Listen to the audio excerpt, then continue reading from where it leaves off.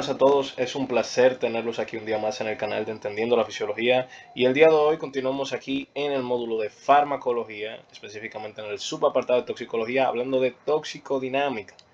Una vez más, al igual que en el video de toxicocinética que vieron antes que los temas se van a parecer mucho a lo que vimos ya en farmacología con lo que viene siendo la farmacocinética y farmacodinámica. No obstante, en este de toxicodinámica sí vamos a ver unas cuantas cosas distintas, porque en la toxicodinámica sí hay algunas que otras cositas nuevas. En toxicocinética no digo que no las hubiera, pero aquí sí vamos a ver algo como más enfocado. ¿Por qué? Porque al igual que la farmacodinámica, la toxicodinámica se trata de todo lo que el agente, en este caso el agente tóxico, le realiza a nuestro cuerpo. Entonces vamos a ver qué es la toxicodinámica. La toxicodinámica no es nada más ni nada menos que dentro de la toxicología una de las ramas la cual se encarga del estudio de los mecanismos de acción de los agentes tóxicos, al igual como lo hacía la farmacodinámica. Esto mediante que como ese xenobiótico, este agente ajeno al cuerpo, interactúa con sistemas biológicos X, pero de sistemas biológicos, y produce sus efectos adversos, ya sea desencadenando diversas consecuencias de una forma general o localizada. Entonces, es importante saber que vamos a ver este patrón. Vamos a tener una interacción molecular del tóxico o sus metabolitos con dinas celulares. Esto va a generar entonces alteraciones a nivel bioquímico, a nivel morfológico y funcionales que van a resultar de esa interacción y luego se va a tener una respuesta biológica observable. Esa respuesta biológica pues va a ser un daño celular o una disfunción orgánica o muerte celular, entre múltiples efectos que van a evidenciarse en el paciente. Dentro de las fases de la toxicodinámica es lo mismo que veíamos en farmacodinámica. Vamos a tener un proceso de interacción que es en el cual ese ligando se une a su receptor al cual es afín o llega a su tejido al cual es afín. Entonces ese tóxico, en ese caso, cuando llega a su diana biológica, esta diana, ya sea receptor, enzima, canales, ADN, a lo que él sea afín, tejido específico, entonces va a ocurrir lo que yo no sé como transducción de señales. Esas señales que él va a transmitir van a activar o inhibir diversas vías, las cuales van a generar una respuesta biológica, que es la última fase, que es la manifestación clínica e histológica de lo que ese tóxico le hace a nuestro cuerpo. Entonces vamos a ver los diversos mecanismos con un ejemplo de cada uno sobre todos esos agentes tóxicos. Aunque fueron mencionados, pero no les mencioné como tal un ejemplo en el video de introducción a la toxicología. Entonces vamos a empezar con el mecanismo por interacción con receptores. Porque estos agentes tóxicos, al igual que los fármacos, pueden generar una interacción agonista o antagonista con los receptores, o con enzimas, o con otros componentes biológicos. Pero en el caso de los receptores, pueden generar un agonismo o antagonismo de los mismos, sabiendo que entonces aquí entra todo lo que mencionábamos de agonismo y antagonismo en los videos de farmacología, ya siendo los agonistas los que fomentan que ocurran X procesos y los antagonistas los que impiden que esto ocurra. Recordando que el antagonista como tal no tiene una función biológica específica, simplemente impide que ocurra la función que ocurriría en su ausencia. Eso es lo que hace el antagonista.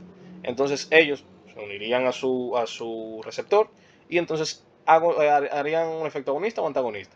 Un ejemplo que podría traerles es el de la atropina, que la atropina entonces se une a receptores muscarínicos y eso lleva a una acción anticolinérgica.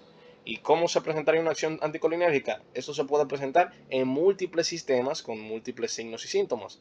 A nivel nervioso central, por ejemplo, podríamos tener somnolencia, mareos, confusión. A nivel de glándulas podría tenerse, por ejemplo, serostomía o disminución de la sudoración. A nivel cardiovascular podría generar taquicardia esto, a gastrointestinal estreñimiento, en urinario retención urinaria. O sea, hay muchos efectos, porque realmente esto es algo que hay que conocer, que como afecta el sistema nervioso central, o más bien a estos receptores muscarínicos, ¿verdad? Que son los receptores para la acetilcolina. Pues entonces vamos a obtener todos esos efectos que donde sea que tengamos ese receptor muscarínico, si la acetilcolina tenía función ahí, pues va a verse antagonizada. Entonces se tiene ese efecto. Luego se tienen los efectos de inhibición enzimática, que esto es grave también porque, ¿qué pasa? Las enzimas esenciales que se van a bloquear pueden ser muchas, pero normalmente si esas enzimas están ahí son porque sirven para un proceso biológico el cual ellas catalizan. pueden ir desde inhibición enzimática que tienen que ver con el metabolismo de otros fármacos, lo cual entra dentro de lo que viene siendo interacciones medicamentosas hasta cierto punto, porque aquí se estaría alterando procesos metabólicos de otros fármacos que quizás entonces pueden tener un efecto tóxico también debido a esa acumulación. Puede ir a afectar rutas metabólicas, como el ejemplo que mencioné aquí del cianuro, que inhibe la citocromo oxidasa, que para los que no sepan lo que es la citocromo oxidasa, realmente el nombre completo es citocromo C oxidasa, y pertenece al proceso de la respiración celular que ocurre en las mitocondrias. Básicamente ahí, y también se le conoce como complejo 4, me faltó mencionarles, es ese otro nombre que tiene, pero básicamente la citocromo oxidasa lo que hace es transferir electrones, va a transferir electrones al oxígeno molecular que ocurre en ese proceso de respiración celular, se reduce el oxígeno y va a convertirse en agua. Básicamente eso es lo que vamos a tener en ese fin. ¿Qué pasa cuando eso no ocurre? Porque la cadena de transporte de electrones o la respiración celular tiene como finalidad la generación energética de las células, porque para eso están las mitocondrias, para esa generación energética. Entonces, si se inhibe eso, estamos, como quien dice, apagándole el transformador a la célula. Y es decir, no vamos a tener una obtención energética eficiente y la célula va a entrar en estrés. Y entonces eso puede generar apoptosis y daño entonces tisular. También podemos tener como una diana lo que viene siendo el ADN. Tóxicos en general pueden unirse al ADN, fomentar mutaciones, rupturas o intercruzamientos y eso llevar entonces a la manifestación de dichas mutaciones y daño a ADN. Un ejemplo de eso serían las aflatoxinas, que pueden generar hepatocarcinogénesis, porque se mencionó que tenemos agentes carcinogénicos, carcinógenos, perdón, en el video de introducción a la toxicología. Por ejemplo, este sería uno, aunque afecta al ADN, pero se resulta en esa aparición de cáncer hepático. Pueden también entrar a la parte de estrés oxidativo. Esto lo hace mediante la generación de especies reactivas de oxígeno. Un ejemplo que quise traerles aquí es el hierro libre, que lleva a que ocurran procesos de peroxidación lipídica. Eso se traduce en que se van a liberar esas especies reactivas de oxígeno debido a esas reacciones de peroxidación, que eso es uno de los compuestos que se van acumulando en ese tipo de reacciones, y entonces va a llevar a un estrés oxidativo. Finalmente se tiene otro último mecanismo que es el de alteraciones en los canales iónicos. Disculpen la falta ortográfica ahí en la E, que debería decir en los canales iónicos. ¿Qué hace esto? Puede afectar canales iónicos de todo tipo, porque recordar que realmente nuestras células y todo lo que viene siendo señalización y saber qué es lo que hay que hacer en células y demás, pues en gran parte sí, los receptores tienen que ver mucho y todo, pero yo diría que las células hablan de dos formas. Hablan por receptores y hablan por iones. Entonces esos canales van a tener que ver mucho con lo que es procesos de señalización e indicar cuando tiene que ocurrir un proceso o no. Por ejemplo, el calcio en la contracción muscular. Entonces, quise traer el ejemplo de la tetradotoxina, que la tetradotoxina actúa generando una parálisis flácida por el bloqueo a canales de sodio.